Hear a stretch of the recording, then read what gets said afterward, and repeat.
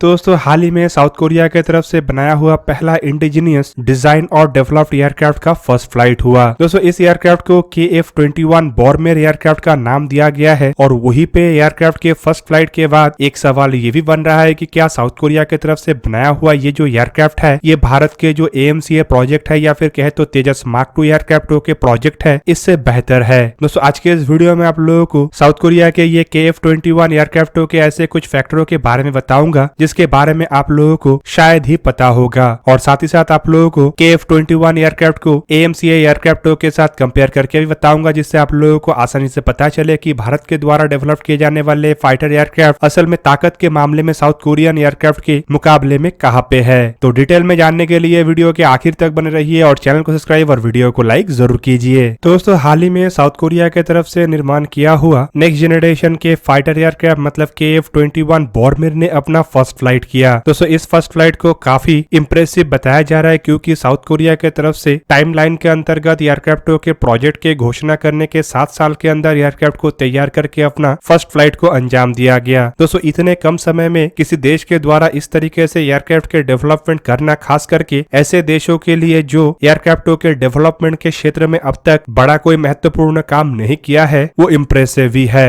पर आपको जान के हैरानी होगा कि इसके पीछे भी कई तरीके के कारण है, खास करके वेस्टर्न देशों का मदद। दोस्तों साउथ कोरिया के तरफ से डेवलप किया हुआ ये जो फाइटर एयरक्राफ्ट है मतलब KF-21 बॉर्मेर असल में इसे कोरियन एरोस्पेस इंडस्ट्री मतलब KAI के तरफ से डिजाइन और डेवलप किए जाने का बात कहा जा रहा है, लेकिन अगर देखा जाए तो इसमें कोरियन एरोस्पेस इंडस्ट्री का एक बहुत बड़ा पार्टनर अमेरिकी एरोस्पेस इंडस्ट्री खास करके लॉकहीड मार्टिन था। रिपोर्ट के मुताबिक लॉकहीड मार्टिन के साथ ये जो टाई अप था यही साउथ कोरिया के लिए बेनिफिशियरी रहा और साउथ कोरिया के एयरक्राफ्टों के प्रोजेक्ट को इतने तेज रफ्तार से आगे बढ़ाने में मददगार रहा। रिपोर्ट के मुताबिक KF-21 बॉर्मेर प्रोजेक्ट में अमेरिका के कंपनी लॉकहीड मार्टिन का पूर्ण समर्थन था और रिपोर्ट के मुताबिक लॉकहीड मार्टिन के द्वारा कोरियन एरोस्पेस इंडस्ट्री को एयरक्राफ्ट रिलेटेड कई तरीके के कंपोनेंट और एयरक्राफ्टों के ऐसे अन्य कंपोनेंटों के डिजाइन से शुरू करके एयरक्राफ्टों के डिजाइन में भी मदद किया गया। और दोस्तों आपको जान के हैरानी होगा कि ये जो सिस्टमों के लिस्ट है ये काफी लंबा है जिनमें लॉकहीड मार्टिन की तरफ से KF-21 एयरक्राफ्टों के रिलेटेड लगभग हर तरीके के चीज चाहे वो ब्रेक के पैड से शुरू करके flight control system line replacement unit से शुरू करके landing gear avionics canopy oxygen generator radar engine ejection seat even एयरक्राफ्टों को मैनेज करने के लिए जो सॉफ्टवेयर मैनेजमेंट सिस्टम होता है वो तक प्रोवाइड किया गया। दूसरी तरफ आपको जान के हैरानी होगा कि कोरियन एरोस्पेस इंडस्ट्री को इवन लॉकहीड मार्टिन की तरफ से एयरक्राफ्टों को मैन्युफैक्चर करने के लिए इंडस्ट्रियल गियर और टूल्स का भी सप्लाई किया गया और दूसरी तरफ ये भी बताया जा रहा है कि लॉकहीड मार्टिन के बड़े टीम के तरफ से इन्हें सेटअप करने से शुरू करके मैन्युफैक्चर करने तक में मदद किया गया।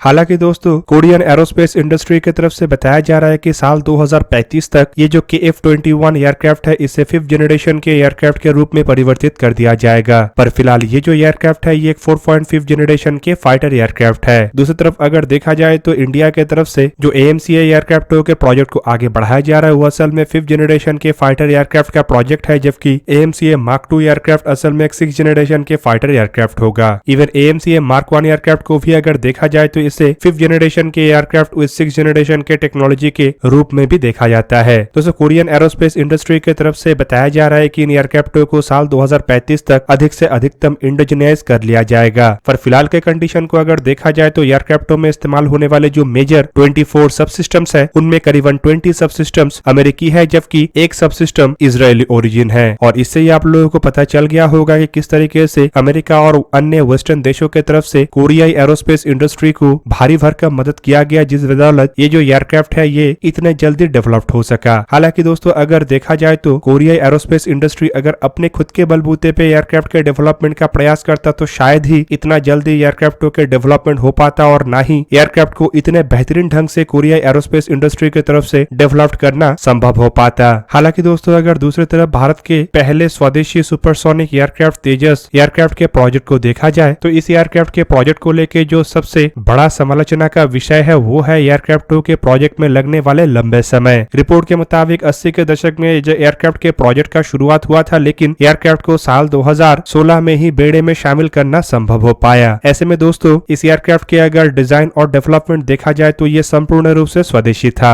एयरक्राफ्ट के प्रोडक्शन में भी बड़े मात्रा में इंडोजिनियस कंपोनेंटों का इस्तेमाल हुआ है और तेजस मार्क 1 2021 प्रोजेक्ट में 59.7% बाई वैल्यू इंडिजीनियस कंपोनेंटों का इस्तेमाल हुआ है, जबकि बाई नंबर ये संख्या करीबन 75.5% है। तेजस मार्क 2 में ये संख्या बाई वैल्यू 70% से भी अधिक किया जा रहा है, जबकि बाई नंबर ये संख्या 85 या 90% से भी अधिक होगा। हालांकि दोस्तों तेजस एयरक्राफ्ट के प्रोजेक्ट में अभी भी इंजन एक ऐसे कंपोनेंट है जो सबसे बड़े और सबसे महत्वपूर्ण कंपोनेंट होने के साथ साथ विदेश से इंपोर्ट किया हुआ कंपोनेंट है। और दोस्तों इस कंपोनेंट को भी अब स्वदेशी कंपोनेंट से बदलने का तैयारी किया जा रहा है। दोस्तों यहाँ पे आपके जानकारी के लिए बता दूं कि भारत स्वदेशी जेट इंजन डेवलपमेंट करने को लेके विदेशी कंपनियों के साथ को डेवलपमेंट प्रोजेक्ट के तहत आगे बढ़ रहा है और रिपोर्ट के मुताबिक ऐसे इंजनों के डेवलपमेंट में भी भारत के अधिक से अधिकतम कंपोनेंटों का इस्तेमाल किया जाएगा और भविष्य में इन इंजनों का ही इस्तेमाल तेजस एयरक्राफ्टों के मार्क 2 वेरिएंटों में किया जाएगा। तो हालांकि अगर देखा जाए तो तेजस एयरक्राफ्टों के प्रोजेक्ट में जो मेन कंपोनेंटों का इस्तेमाल हुआ है उनमें केवल मात्र इजेक्शन सीट और इंजन ही ऐसे कंपोनेंट है जिसे भारत के द्वारा इंपोर्ट किया गया है, जबकि दोस्तों जल्द ही इन कंपोनेंटों को भी बदल दिया जाएगा। हालांकि अगर AMCA एयरक्राफ्ट को देखा जाए तो इसमें और भी अधिक मात्रा में इंडिजीनियस कंपोनेंटों के इस्तेमाल का इरादा बनाया जा रहा है, जिनमें स्वदेशी रडार से शुरू करके jet engine, even electronic warfare system से शुरू करके लगभग हर महत्वपूर्ण इक्विपमेंट जो एक एयरक्राफ्ट के डेवलपमेंट में आवश्यक होता है। अब दोस्तों यहाँ पे अगर देखा जाए तो किसी भी एयरक्राफ्ट को अगर संपूर्ण रूप से स्वदेशी तरीके से डिजाइन और डेवलप करना है तो एयरक्राफ्टों के डेवलपमेंट के प्रोसेस काफी लंबा होता है, खास करके ऐसे देशों के लिए जिसके पास एयरक्राफ्टों को डेवलप करने का पहले का कोई बड़ा एक्सपीरियंस ना हो या फिर कोई नया जनरेशन के एयरक्राफ्ट के डेवलपमेंट के प्रोसेस को एकदम स्क्रैच से आगे बढ़ाया जा रहा हो। इवन दोस्तों जब कोई देश थर्ड जनरेशन के एयरक्राफ्टों को सक्सेसफुली डेवलप कर लेता है और उसके बाद फोर्थ जनरेशन के एयरक्राफ्टों के डेवलपमेंट के प्रोसेस में या फिफ्थ जनरेशन के एयरक्राफ्टों के डेवलपमेंट के प्रोसेस में आगे बढ़ता है, तब भी उसे कई तरीके के मुश्किलों का सामना करना पड़ता है। इवन प्रोजेक्ट लंबे समय से डिजाइन और वैलिडेशन फेज में अटका पड़ा हुआ रहता है। हालांकि साउथ कोरिया जैसे देशों के लिए अब तक एयरक्राफ्टों के डेवलपमेंट के इतिहास में इतना बड़ा कोई सक्सेस हासिल नहीं किया गया है, जबकि साउथ कोरिया के जो FA-50 एयरक्राफ्ट है जिसे एक लाइट ट्रेनर और अटैक एयरक्राफ्ट कहा जाता है, इसके डेवलपमेंट में भी लॉकहीड मार्टिन कंपनी की तरफ से मदद किया गया था। दोस्तों दूसरी तरफ अगर देखा जाए तो फ्रांस जैसे देश जो कि ऑलरेडी मिराज सीरीज के एयरक्राफ्टों के अलावा कई तरीके के अन्य एयरक्राफ्ट और इवन सबसे successful 4.5 generation fighter aircraft Rafale का भी डिजाइन और डेवलपमेंट किया है, तब भी उसके तरफ से जब नेक्स्ट जनरेशन के FCAS प्रोजेक्ट के ऊपर काम किया जा रहा है तो उसमें भी फ्रांस को लंबे समय लग रहा है और रिपोर्ट के मुताबिक ये एयरक्राफ्ट ऑपरेशनल होने में कम से कम साल 2035 तक समय लग जाएगा। पर वहीं पे हैरानी का बात यह है कि साउथ कोरिया जैसे देश 7 साल में एयरक्राफ्टों के डेवलपमेंट कर लिया। दोस्तों यहाँ पे संपूर्ण रूप से साउथ कोरिया की तरफ से ये पॉसिबल इसीलिए हो पाया क्योंकि साउथ कोरिया को अमेरिका के तरफ से मदद किया गया। और दूसरी तरफ दोस्तों अगर KF-21 बॉर्मेर एयरक्राफ्टों के डिजाइन को भी देखा जाए तो ये काफी हद तक अमेरिका के स्टेल्थ एयरक्राफ्टों के डिजाइन से मैच करता है, जिस वजह से एयरक्राफ्टों के डिजाइन और वैलिडेशन में भी ज्यादा समय नहीं लगा और ऑलरेडी अमेरिका के पास एयरक्राफ्टों में इस्तेमाल होने वाले इक्विपमेंट रेडी रहने के वजह से इसे भी टेस्ट करने का आवश्यकता नहीं पड़ा और इतने कम समय में साउथ कोरिया की तरफ से एयरक्राफ्टों को तैयार करना संभव हो पाया। तो दोस्तों ये था आज का वीडियो। अगर आपको वीडियो अच्छा लगा तो लाइक कीजिए और मेरे चैनल को सब्सक्राइब कीजिए और साथ में बना हुआ बेल आइकन को भी प्रेस कर दीजिए ताकि आप मेरा वीडियो देख पाए सबसे पहले।